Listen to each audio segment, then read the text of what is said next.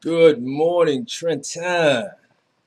Fresh out the box, new week, a new day. So we have a guest, a host of guests for the show today. It's going to be a good one. As always, positive people making a profound impact on their area, environment, and in life by not making excuses, but making solutions to the problems that exist in our little city. Good morning. Good morning. All right, don't act all, funny. Everybody, introduce yourself. My name is Latoya Wilson, and I am a founder of Rebuild Workforce Project. All right. Give us a little history on the organization and what's it all about. Rebuild Workforce Project. It's pretty new. The whole idea is to help those that were considered hard to employ, Okay. how to prepare for the job market. Okay. Reason why we focus on that group because they're more likely to be unemployed or underemployed, Okay. and they're more likely to be left out of the system. Yes. You and I, actually, I had heard your name before, but from Big Bruh, but we actually connected down at the State House, and that was funny. And we could talk a little bit about that because there's so many dynamics to reentry and that whole system itself that people don't understand in regards to what people go through. And we were down there for the legislative piece in regards to marijuana and the quantages it's selling. Talk a little bit about how important the legislative piece is in regards to what you do in that field. Well, because unfortunately, it's those that are incarcerated that are having the hardest time to look for jobs. That's right. And currently, I'm actually working with a brother named Dominic Henry, Okay. who is currently incarcerated, but he's starting an entrepreneurship program. Nice. Because he wants those that are coming out of prison to start jobs. But he's facing a lot of barriers because they don't have computers that don't work properly. Right. And again, when they come out of prison, they're the ones that are more likely to be left out of the job market. Yeah. Because they're unprepared. They don't understand what employers are looking for. And Okay. chances are they're the ones that are more likely to not have the education and the skills that employers are looking for. Okay. And that's why we target a lot of them. Okay. And what are some of the programs that you use specifically to help them get up to speed, be sharp, and be able to be what I call employable? Because a lot of times you have people who are unemployed, but they're not employable. And you find that they don't have the necessary skill sets to get back into the job market. What are some of the programs that you use within your program, I should say, to help them become employable?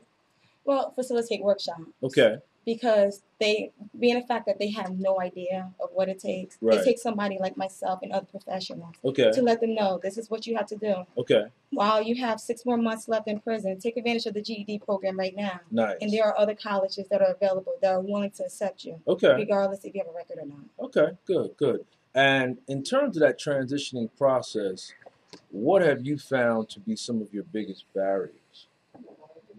Oh man, biggest You can take your barrier. time. You can take your time with it. Biggest barriers as far as for formerly incarcerated, or I guess we can go both. We can go Okay. formally incarcerated and then just transitioning them back into society. Because I really want people to understand how important it is for us as a society to make mediums for them to come back and get acclimated back into life. Because we're going to deal with them one way or another. right. I'd rather deal with it the right way. Exactly. Well, first of all, there's a lot of cuts that are being Okay. taking place because unfortunately, a lot of our elected officials don't understand that. Rather than just taking programs away, we kind of have to add on. And then not only that, again, like I mentioned earlier, lack of computer. Okay. I mean, they don't have. There has been issues where the computers were down and they have very limited access to email. Okay. So when they're coming out of prison, they look at a computer and they're asking me, okay, how do you turn on a computer? Wow. So there were times that they would ask me, can you do a resume for me? And I was to tell them, listen, I'm willing to provide you that workshop on how to use computers because you're going to have to use it on your own. Right. So in terms of the workshops you do, do you have a site, a facility that you're working out of? Right now, I get invited to prisons. I'm in Okay. the process of doing Otisville up Okay. in New York, Okay. which that's still in the process of making. Again, this Okay. is a very new program. Okay. So at this point, I'm looking for more support and Right. more partners, which I have, that are Okay. willing to work with me. Okay. So right now you actually travel into the prisons and pretty much start the process from there. Yes. I think that's an important part of it because a lot of times in working with some of the stuff we're dealing with from the block to the boardroom, people just think you're supposed to wait until they actually touch the concrete and then begin the process. But actually, I think the preparation of the mindset begins while you're confined. So you can actually begin to allow an individual to understand really the prerequisites on what freedom is going to going to require of them. So what are some of the things you begin to put in play while they're incarcerated? 'Cause that's an interesting thing. The individuals, I guess, behind the bar still, and you're actually working with. What's some things you do and put in play while they're there?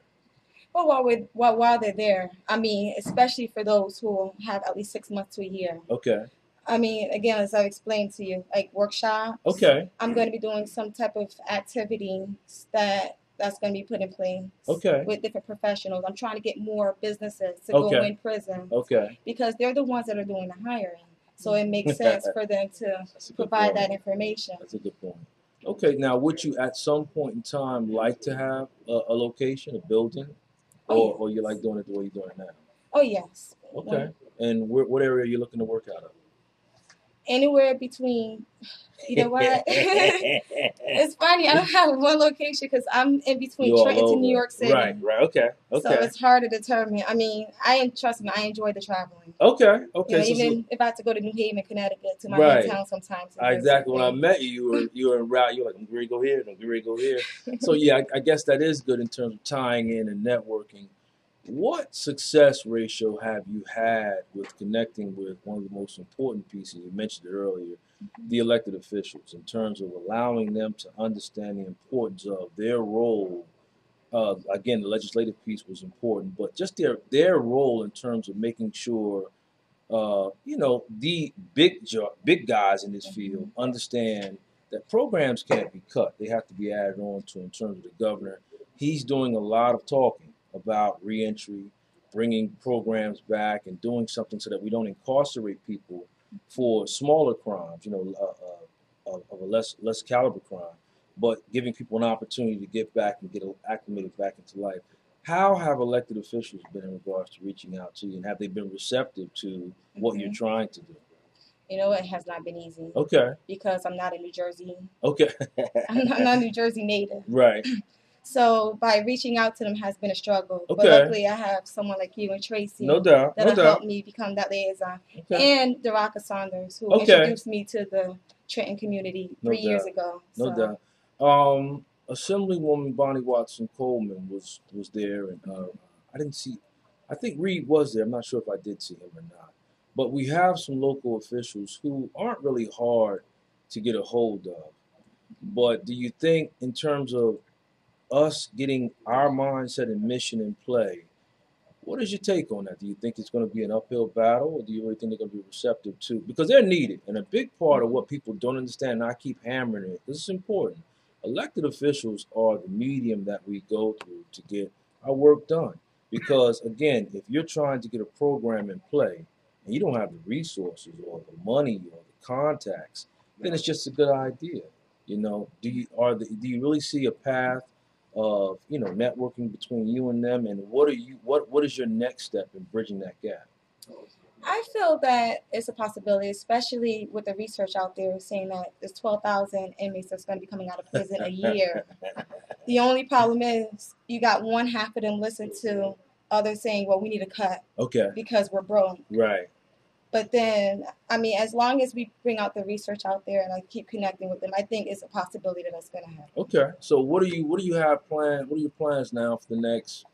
Anybody listening in now, what do you need to move through the remainder of this year? What are you working on, and what are your actual your plans for this year right now, so people listening to you can hear, tie in, and maybe assist you in what you're doing? Okay. Well, I'm actually in a process of creating a workshop, an interactive workshop for the youth. Okay. Where I'm inviting in professionals. Nice. To bring in a sample from their job. So rather kids just sit down and listen, they can actually do some hands-on activities. No doubt. And that's going to be held in New York City. And hopefully I can bring it here to Trenton as well. Okay. And also I'm in a process of launching a campaign for either businesses to pledge their time with middle high school students and mentor them, or to advise workforce agencies that service hard to employ population like reentry programs. Okay, so we'll definitely make sure we stay connected with you and you give us that information, those dates, times, and places. You want to give them some contact information before we get you out of here? Oh, yes. My website is www.rebuildworkforce.org, and my number is 856-905-4107, and I hope you support our group. All right. I want to thank you for coming on this morning. We'll keep you in contact and in the loop with us, and we keep doing the great work you're doing. All right. Thank you for having me. All right. Take care now. Have a great day. All right. Next up is, we call her in the hood, Pastor P. Gonna bring her on. She's doing a lot of great things out here. Good morning. Good morning. How are you? Don't start none. It won't be none, Pastor P. All right. All right. So introduce yourself to the listeners. Well, I am Pastor Priscilla. I'm actually a pastor in the Ewing area. Also, the mother of 2 beautiful children, businesswoman, empowerment speaker, and upcoming writer. You're gonna come on my show and go in like that's a whole lot. Yes, you're definitely right. So I've known you for a minute now. We had you on the radio show. Talk a little bit about your ministry and some of the things you do and what drew you to the ministry. Wonderful question.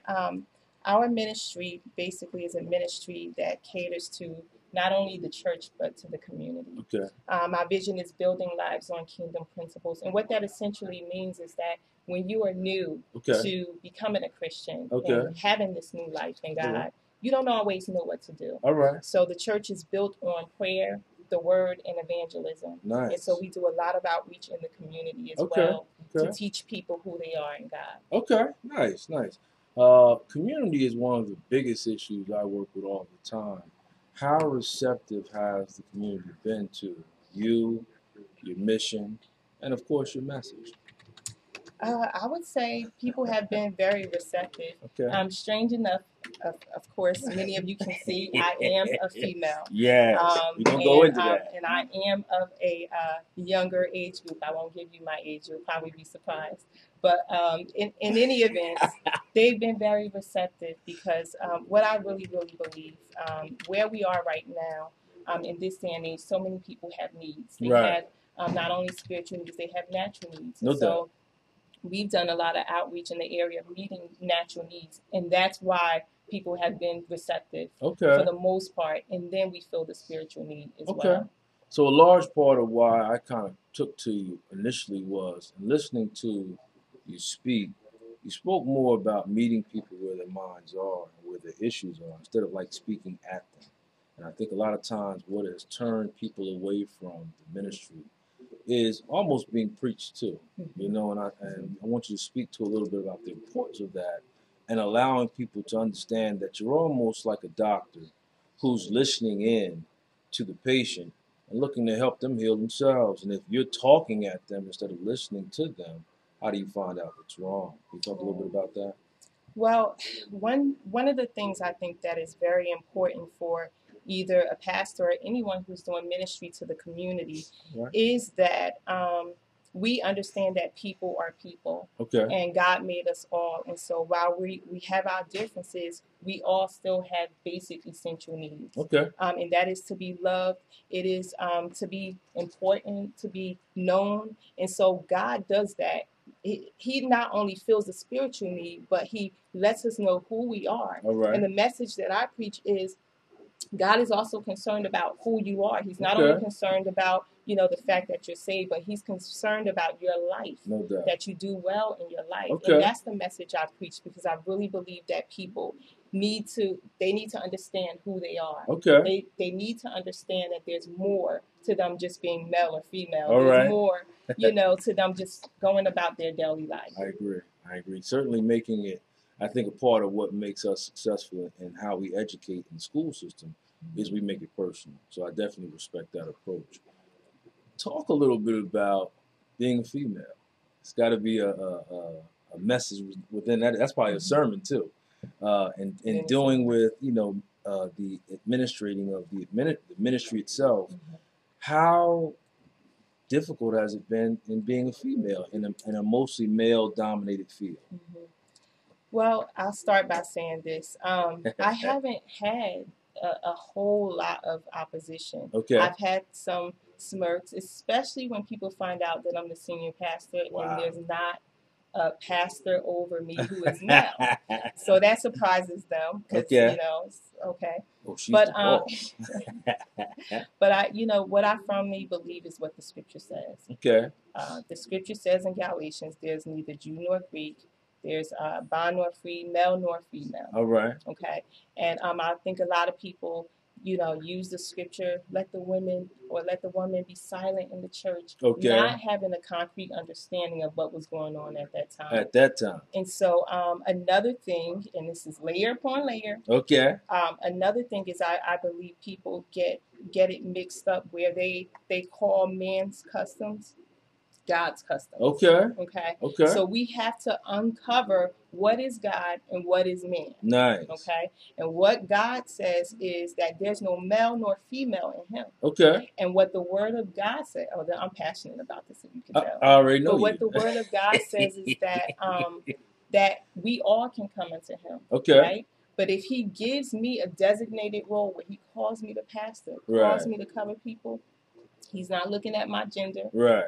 And if truth be told, if you really want God, you won't care whether I'm male nor female. All if right. you want deliverance and I can pray for you and I'm a female and there's nobody else around, okay, and you want God, you're going to be thirsty just for God. Okay. And so I think a lot of times we get caught up in that. Nice. Truth be told, if anything, I love God. I love His people. I love men. I love women. And if you would let me pastor you, I don't care how old you are, I will pastor you. Okay. Because God called me to do just that. All right. Is that all right? That sounds good to me. You know, I'm not going to get rough with you, Pastor P. I love how you do things. I think it's just important that a lot of times people in our society go superficial. Mm-hmm. So I always want to get underneath the surface so they can meet the individual themselves, mm-hmm. and be like I am, endeared to you based off your love for the word, your love for the people, and your commitment to making people understand and appreciate themselves. Because that's where growth really starts. So I certainly salute you on that. You have a couple of events coming up, though. I do. Let's talk about that. I do. Couple of events coming up. I call it Spring Forward. All right. Okay. We're still in spring. We're almost in summer, not there yet. All right. But we have 3 major events coming in the month of June, July, and August. All right.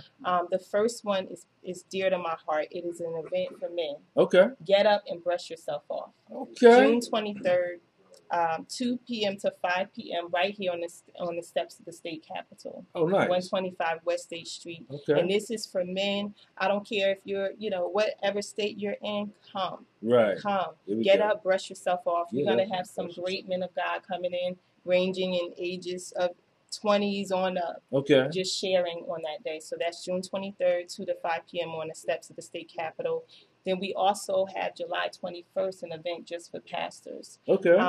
And that will be held 700 West State Street at 10 a.m. Okay. And that is specifically for pastors where we can come together, share, and be poured into by God. Okay. That's July 21st. That's a Saturday morning, 10 a.m. At 700 West State Street in Trenton. Sounds like it's going to be 2 really good, strong events. You seem to, and we'll close out on this note. Well, I have one more point. You seem to have an affirmation at going at the men. Talk about your love and your drive for that, and why you seem to focus on that, and the angle you come from as being a woman. Now, I understand the ministry aspect of it. I think that's unique and different, but you seem to have a clear-cut focus on helping men get their mind right. What made you gravitate towards that? Well, I'm going to say just briefly, there's a couple of things. One, I have a father, of course, who right now is in a better state than he was some years ago. Okay. In my home, there were some things that transpired that I probably shouldn't have seen as a young child. Okay. And I'm going to say it does have some bearing on my ministry to men. Right. However, I've known for so many years that God has called me, especially to men, to help them move from where they are to another place, to a better place. All right. And if that means simply that I'm able to talk to them specifically about something that they're going through. And surprisingly, I have been able to do that already. All right. And help them shift so that they can be better men. Right. Then, I'm okay with that. Okay. And, I'll say, I don't always utilize just myself. I have men in my church who will speak to some issues as well, based on people's comfortability. Okay. But I will minister to men. I will talk to you on every level and be okay with that. Okay. Okay. Well that put. answer your question? I'm picking with you. You know how we do anyway, so that's good. That's good though. So the last thing I want you to touch on was something. You have your events, but you also do a financial piece, and just want to wrap a little bit into that before we get you out of here. Talk a little bit about the financial work you do and how important that is as individuals to understand that aspect of life. Wonderful. Well, I will say this. The young lady, I believe, Latoya, Right. who was, here just a little while ago, talked about something that's very important that people have a greater understanding. If we look at the job market right now, we don't see a whole lot of jobs being offered. However, things are getting better. Right. When we look at the job market, what we find is that there are some opportunities other than jobs that are being opened up to people that would help them accumulate more income. Right. Okay. So for myself, rather than speaking to people just on the level of, okay, I know you've been working for 30 years or you're working a normal job. Right. Well, how can I help you be an entrepreneur? Okay. How can I help you start in your business so that you have something that continues after your job? That's right. Or you have something to fall back on. And so that's one of the things that I do as well. Okay. In my empowerment series, which will be offered Saturday, August 11th. Okay. Okay. Okay. And that's going to be at Samaritan Baptist Church, 531 Martin Luther King Boulevard. Pastor Ravenel. So if you have, something in your heart, you have a business you want to start, or you have just a dream that you want to kind of ignite again, okay, you need to come to that event. Okay. And get more. All right. We have to bring you in for another plug for that one as well. So you want to give some contact information to get a hold of you as Yes. we get you out of here? Yes. My contact information is 609-671-1400. You can also contact me at newbirthchurch.net. You'll see my email address on there as well. All right. I want to thank Pastor P for coming on. Thank you for great having work me. as always, and we'll keep staying in contact with her. Please reach out to her. She's doing a lot of great work to get the community involved, to get you involved, and working from your home to your community to embetter and empower yourself as an individual as we try to make life just a little bit better right here. Thank you, Pastor. Thank you for having me. Have a good morning. You too. All right, we're going to bring our third guest on, my main man.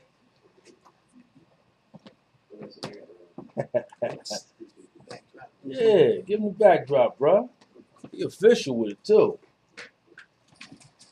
Yes, sir. Okay. Morning, beloved. How you doing, man?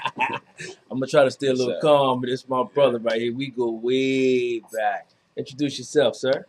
How are you? First of all, my name is Solomon Dinkins. All right. I really want to thank you for having me on the show. That's what we do. Yeah. Solomon Dinkins. I'm a Balanced Warrior Enterprises. And basically what that is a conglomerate of a few multi-level businesses that I have. One is a Organo Gold coffee business, healthy coffee. That's my area of passion, health and wealth. Then I also have Balanced Warrior. Well, I have the Earnest Expectations, which is really another multi-level, but it has many different facets. We deal from skin, beauty, healthcare, water supplementation, the whole nine. And then I have wellnesswarrior.com. That's another part of my health and wellness company. All right. All right. Definitely extensive history there. And he left out the part that he's also CO. Oh yeah, I really didn't know how to approach that one. Yeah, because it's a couple topics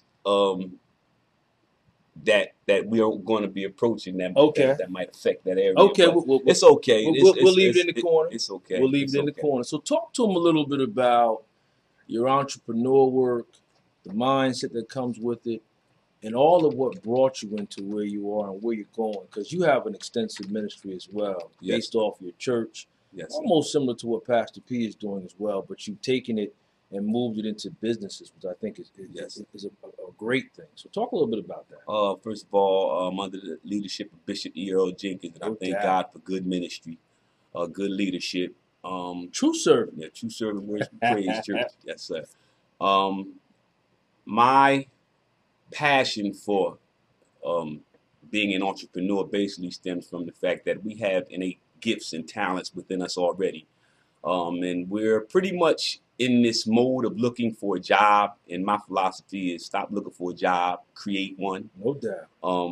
One of the things that I've noticed in this wave of recession and things of this nature is God will use this opportunity to put us in a position to force our hand to be creative. No doubt. And we need to utilize these vehicles or this opposition, because the Lord says that all things work together for the good of them that love him. No doubt. You know what I mean? Not just some things, all things. So even this so-called recession, we need to take and utilize and pretty much embark and learn business and business structure. Okay. Because of the situation, because we have to learn to prepare for our children's children. That's and right. just by having a job, when the job's finished with you, they're finished with you. Okay. You know what I mean? If you don't have anything established, No doubt. outside of that, then you're looking for another handout. No doubt. So let's go into that a little bit. You formed the LLC, right? LLC. Talk to them a little bit about that, and I think go in about the importance of the sustainable income. We're gonna go into the balance a little bit later, but I really want people to on this show to learn how we have to educate ourselves on what we need, and then the secondary part of how to go about acquiring. Okay. First of all, I have a philosophy. God always give me these different philosophies and thoughts and concepts, aphorisms and B-sides and things of that nature. You know what I mean? And one of them is the first law of economics is first appreciating what you already have. Okay. And then utilizing to its full capacity what it is you already have. You know what I mean? You have good people around you. You have your health. You have your strength. You know, you have your gift and talents. Guess what? You also even have burdens that was placed upon you that make you stronger. No doubt. A tribulation tends to do that. I like that. That's pretty much my area that I deal with, and I infuse the balance piece because of that. Okay. You know, I use it as a catalyst to infuse the idea of creating balance. No doubt. And if I may just transition to Balance Warrior from that point, because Balance Balance Warrior is pretty much the idea of looking good and feeling good. There it is. All right. The truth of the matter is most people that can dress are not fit. Okay. And most people that are fit, they can't dress. Here we are. And so my concept is to marry the two. But then you can't talk about balance, whether it's physical or any other portion, if your home's a wreck, if your social status is corrupt, if you got bad reputation. So I believe that God gave me this title, Balance Warrior Enterprises, to help keep foot to my backside and make sure I'm not being hypocritical about what it is that I profess. All right. You know?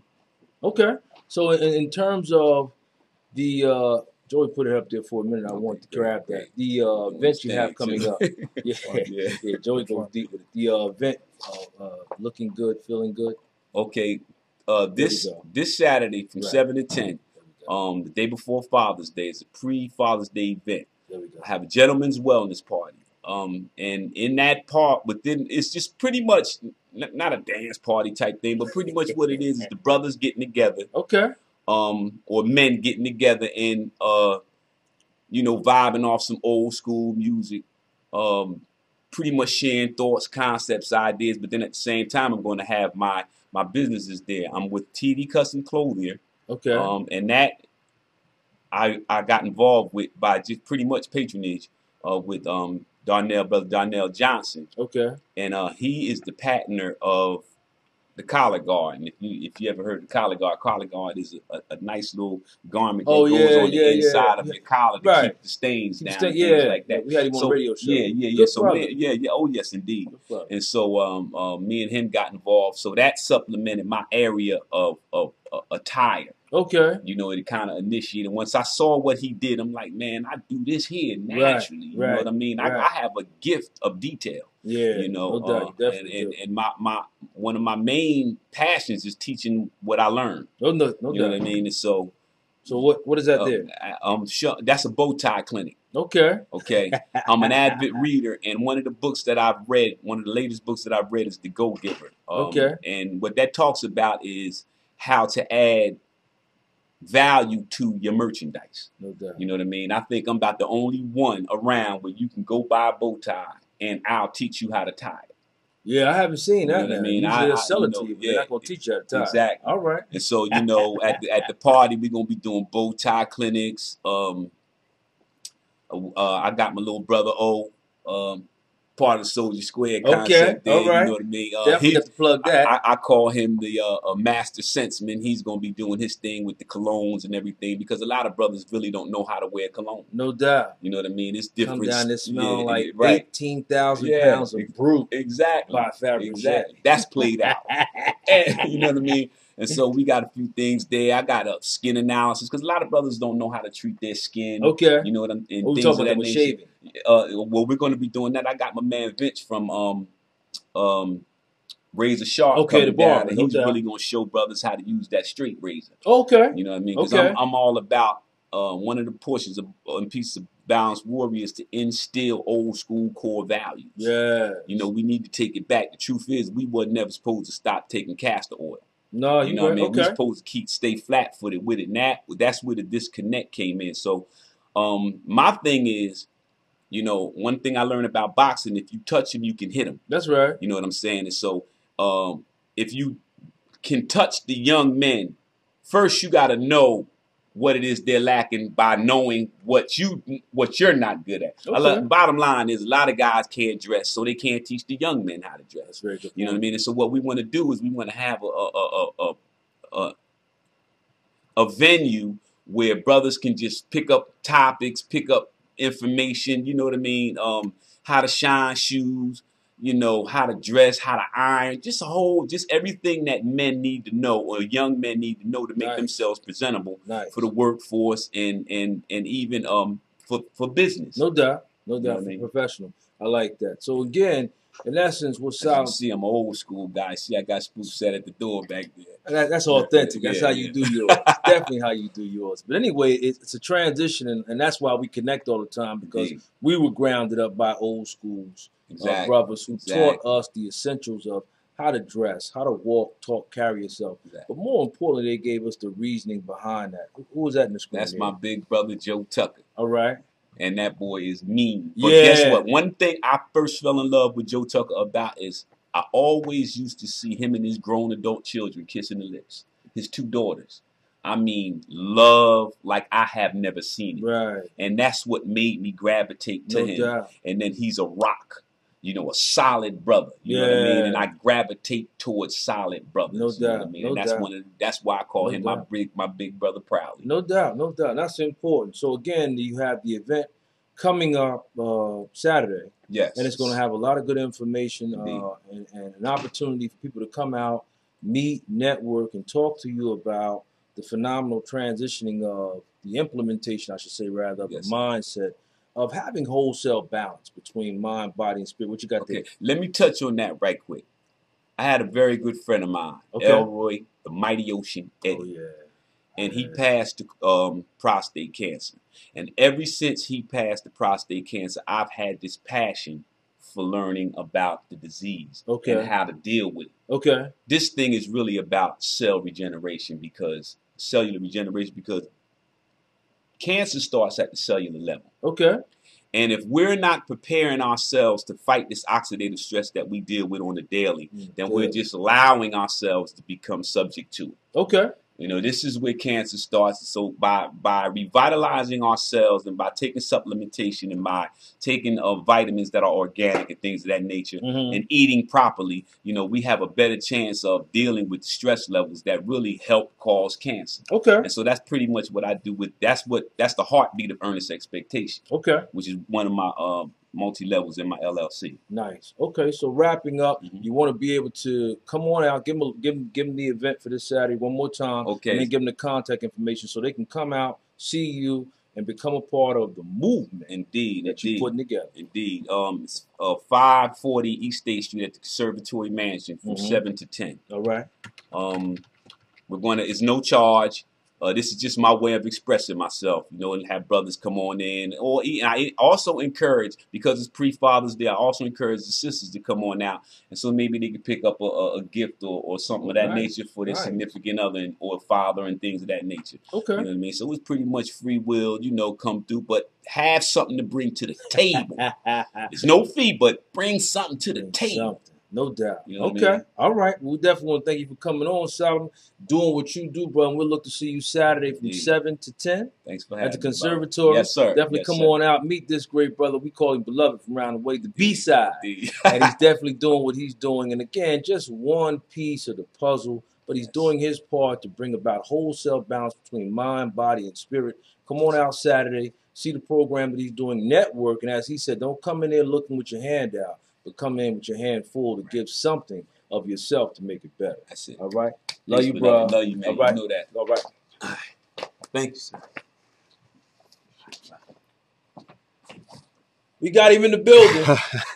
I had to go through Twitter to get him, but we got him in the building. Good morning. I'm glad Good morning. To be here. I got a tough act to follow. Yes, with, sir. Latoya, Solomon, Pastor It's deep in here. It's deep in here. Introduce yourself, Coach. They don't know you just yet, but they will. Okay. My name is Kevin Baggett. I'm the new assistant. I've been so used to saying assistant the last 16 years.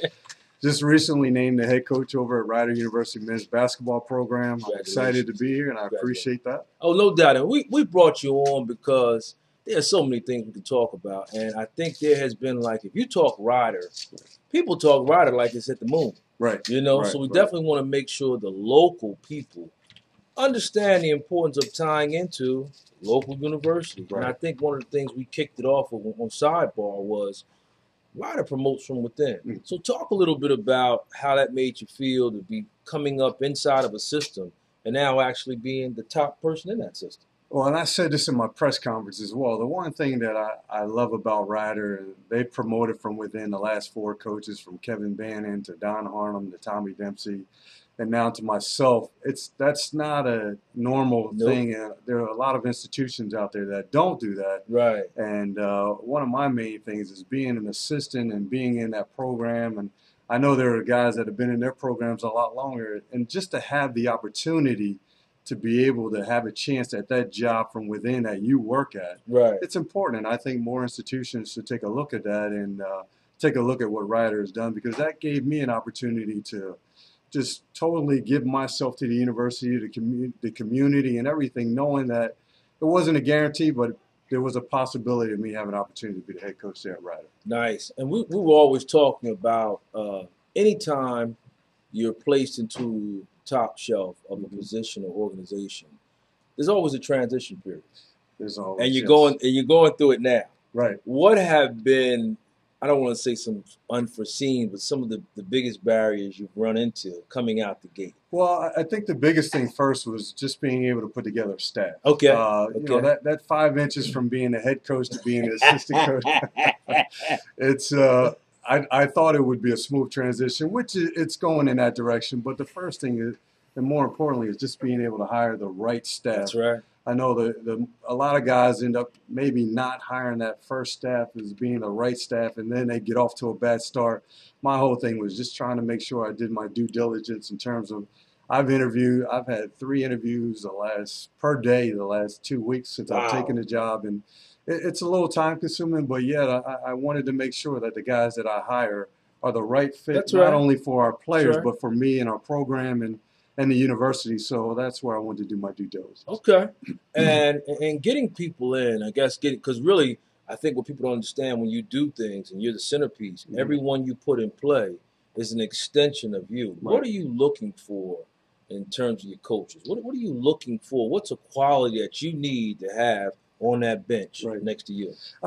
First and foremost, I'm a very passionate person about what I do, and that's something that I've heard throughout the show today, and just listening to all your guests, and that's something that I look for in an assistant coach as well. I want guys that are passionate about what they do, enjoy what they do. That's right. This job that I do is not about looking at the clock. No. What it is, it's about how we can better our players, better our program, and just having those guys around me, because every day won't be a great day. I know that there are going to be some tough times. There are going to be some losses.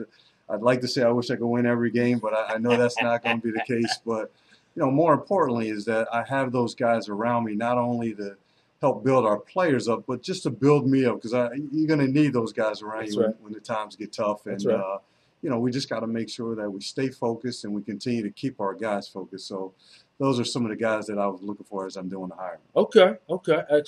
Excellent. Talk a little bit about MAC, league itself, the schools within the conference, and what you've learned, because again, you've come right up in it, so it's not like you had to be brought in. Here's a good one. Do you have the talent base right now to win that thing? I think we do. I definitely think I think we have the talent to do it. We have a young man that transferred in from St. John's. His name is Nordine Lindsay. We also have some returning guys that have been with us the last year or two, or some guys that are going to be seniors that I'm certainly going to be leaning on. We do have the talent. This is a very good league. For those that don't know about the MAC league, it's a guard-oriented league, but the one thing that a lot of people don't understand is a very underrated league. This past year, Loyola won the league, who went to the NCAA tournament, but we also had a second team in there in Iona that ended up going on to the NCAA tournament as well, and that's a mid-major program like a MAC conference. That's something that was great, because more often than not, we get one team to the NCAA tournament and then maybe another team to the NIT tournament. But this is a very good league. Manhattan will be good again. Loyola will be good. Iona. There are just so many teams in this league that will have a chance to win this thing. And my whole thing is just to make sure that we put our best foot forward, and if we give ourselves a chance to be in the top half of the league, then I think at the end we'll have a chance to compete in that championship to get to the NCAA tournament. Okay, we're going to go ahead and put you on the hot seat right now. Who's the leader on your team right now, the guy you looking to? And I always say, I'm an AI fan, a big AI fan. He was never – I think one of his problems was he was never an extension of the head coach. And that's just AI's thing. But who on your floor, or on your team, I should say, is an extension of you, and who are you counting on to be the leader of the team this year? We have a young man. His name is Jonathan Thompson. He's going to be a senior. Jonathan is one of those guys who doesn't really lead by being vocal, but more importantly, he leads by example on and off the court, doing the right thing. He's going to class. He's going to graduate on time. Nice. And then not only that, on the court, he just does everything that we ask him to do, whether it be diving on a loose ball. He's not a guy that scores a bunch of points, but what he is a guy that brings it every night, plays hard. Young man from Orlando, as you see on the screen there. And again, he's not going to get after guys in terms of, being direct and pointing at him. But what he's going to do is, I know he's going to bring it every night. I know I can lean on him. He's made big shots after big shots. And again, it's just his qualities on and off the court that I'll be leaning on. Okay. Now, coming in and now you're sitting in the seat, what has the Rider community been like for you now? Because as you said, it's maybe about 5 steps away from where you once were. Now it's all on you. How receptive has the Rider family and community been to Coach Baggett? It's been great. First of all, for our players and the former players, the Jason Thompsons, Ryan Thompsons, and even the guys that don't normally get a lot of recognition, maybe through the paper or what have you, those guys have reached out to me, whether it be coming back to my press conference or through text. And even to our alums that have graduated, some of my former guys that I coached here the past 6 years, and guys before that, the Derek Subers of the world, and the Jerry Johnsons, who a lot of people may remember throughout the Rider history. Those guys have reached out to me, whether it be via text, phone, or even coming by. And again, my biggest thing, and I say to these guys, this is not my program. This is their program. They've come through here. They've given their bloods and guts to this program. And my job is to head this thing, but more importantly, I'm asking those guys to come back and reach back to, the university, to our program, and more importantly, to our players who I may speak about these guys and knowing them and having done my history being here the last 6 years, but I think more importantly, for those guys to know that these guys have paved that path, to get here, to get Rider to where they've gotten to, and then for these guys to take that mantle and now take the next step and leading this program going forward along with myself. Rider has had, almost like the College of New Jersey, I won't say a problem with, but we're looking to do more exposure. The reason I brought you on today, so people can get to know. What would be something you're going to use to get a young, talented guy from Trenton High or TCA to now say, hey, man, I'm looking at Ryder, looking to go to Ryder? Right. And my thing is it's the whole individual. It's about mentoring these guys, not only, those guys coming in and getting an education and being a basketball player, but being a complete person. Right. And coming and giving them their all in terms of getting involved in the community. That's important to me, and that's why I'm here. And all your guests that were here, it was very important that, not only do people know our guys as players, but they know them as people. That's right. And that's being right. able to reach back into the community and give back. Because I sometimes we all take for granted just life in general, yes, and their abilities, and needing these guys to understand that someday this basketball is going to stop bouncing. That's right. And what you do going forward, and being able to reach out and help people in the community, and not only this area's community, but back home in their communities That's as right. well. So That's right. my whole mission is, I know we have our fans there at Ryder. I know we have our alums, that have come through Ryder, but getting into the community. I know you got the NBA, the Sixers, and down at the other end, the Nets, and you have all the other universities around here. But again, just trying to get these people in our community to understand, one, yes, Ryder is a Division I program. I still get that question right. from the locals.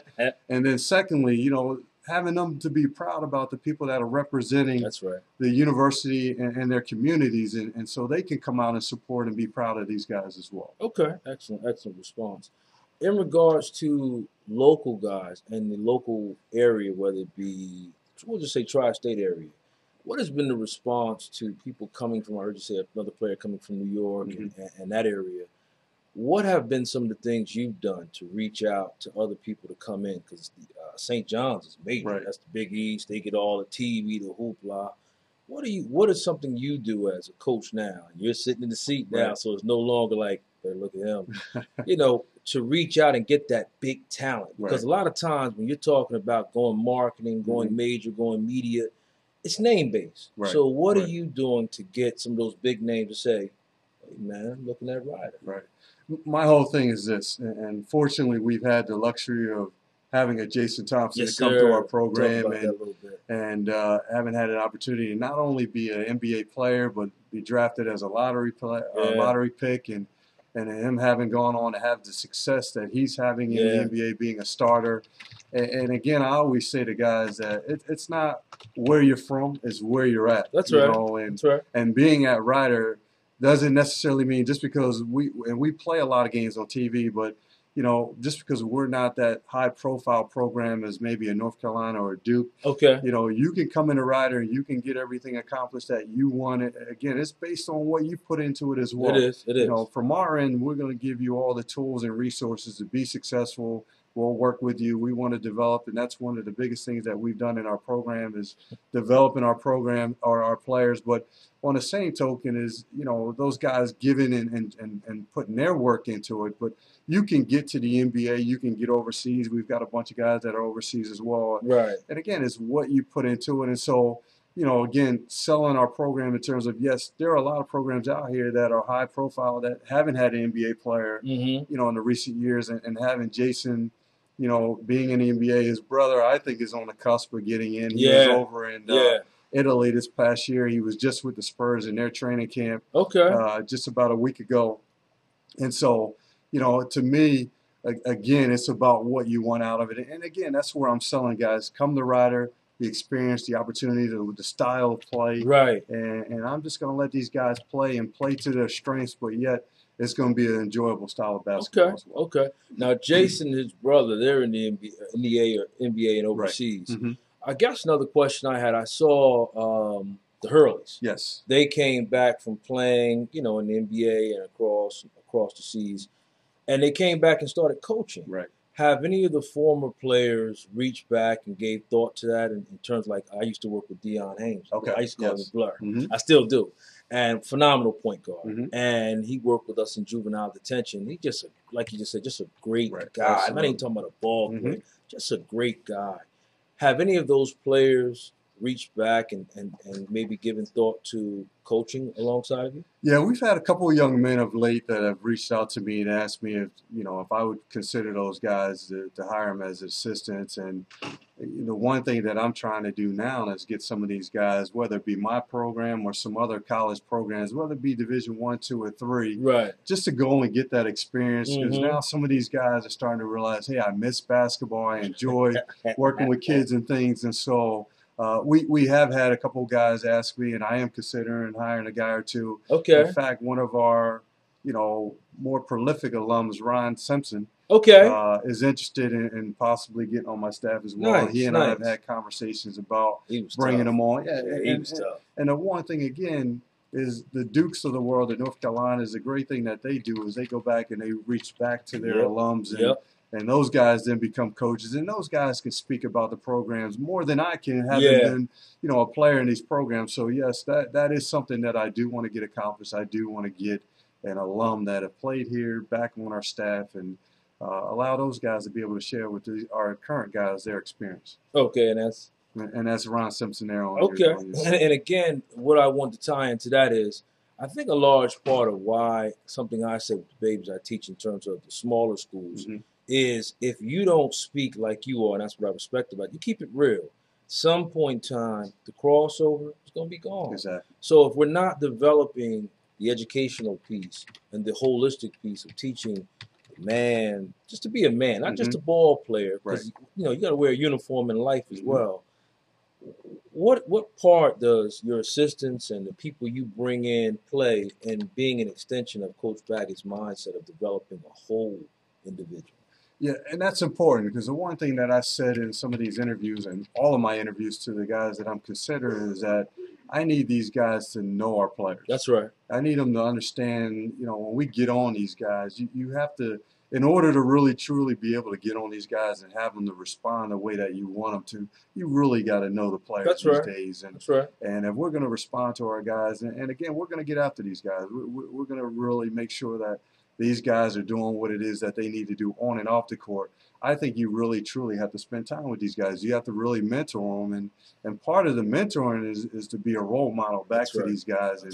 And not only, as Solomon and your other guests have said, you can't not only speak the talk, but you got to be able to walk the walk as well. And so, again, to me, having these guys over at my house, whether it be having those guys over their house, spending time in the office in the evenings, which I've always done as an assistant coach, just getting to know our guys and just, talking to them about my experiences in life. It hasn't always been great, and this has been a grind to get to where I am. And, there have been some good times and bad times for me as well, and being able to share my experiences with these guys as well.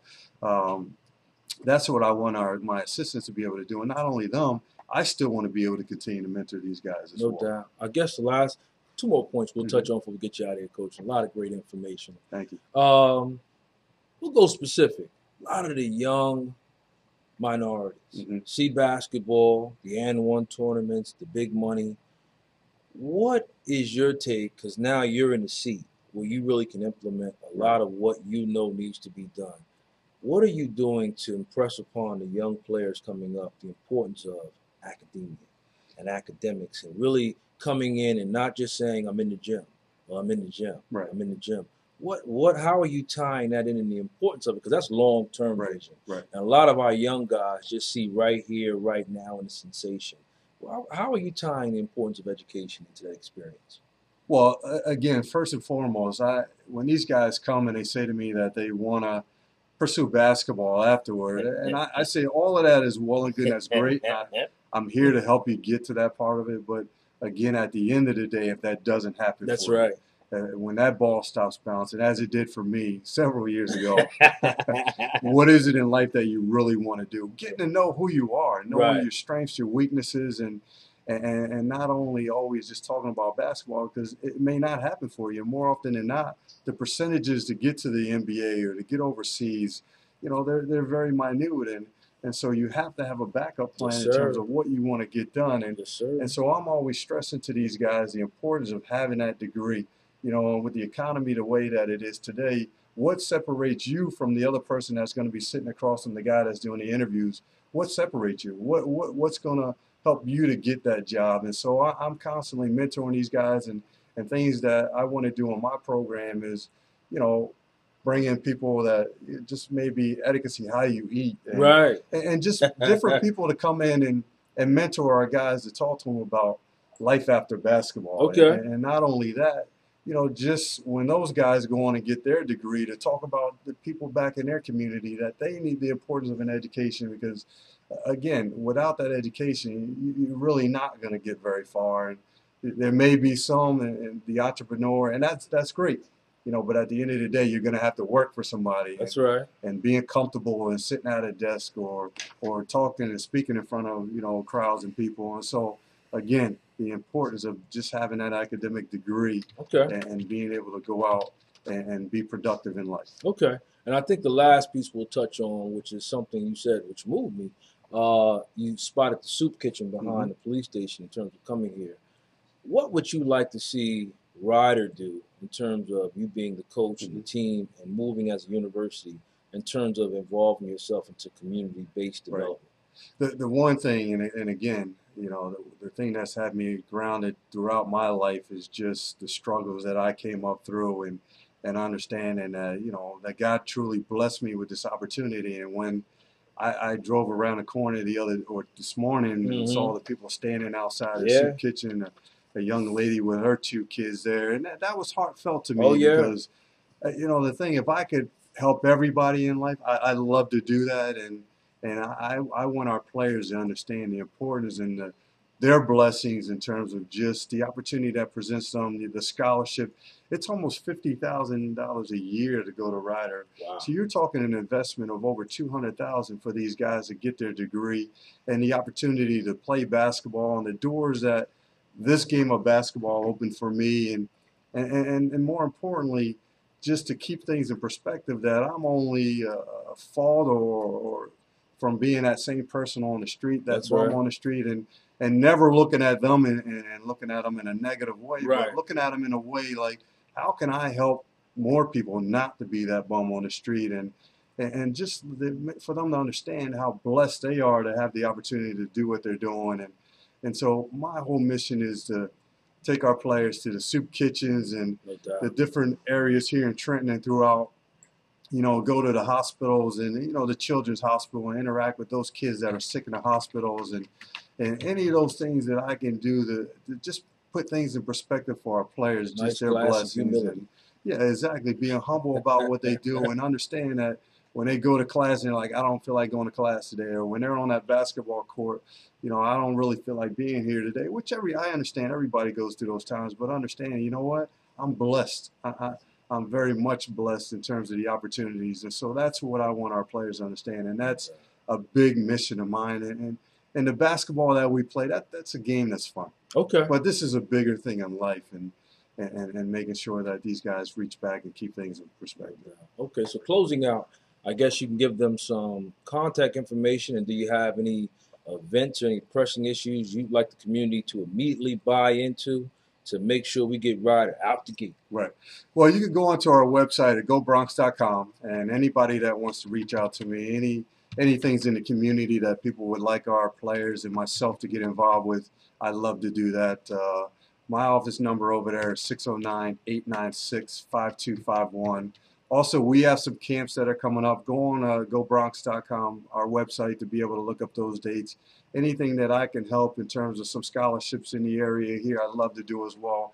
Again, it's about reaching back to our community and more or less us being a service more than just a basketball program, and giving back for all the blessings that we've gotten here in our program. All right. Outstanding interview, Coach. Thank you very much. My I appreciate it. Glad Thank you for having me. All right. Thanks, and have a great day. You do the same. All right. Are we done? Yeah, we're gonna wrap up a little bit here. I want to thank all my guests for coming on. Certainly want to thank Miss Latoya Wilson for doing what she's doing. Definitely reach out and see the information she left abroad. Re-entry is a difficult area, and if we don't allow people to become employable by teaching them the skills of being of how to be an employee and get their own business or entrepreneur, then again, we will deal with them indirectly or directly. I want to thank Solomon for coming on and shutting it down with the B-side.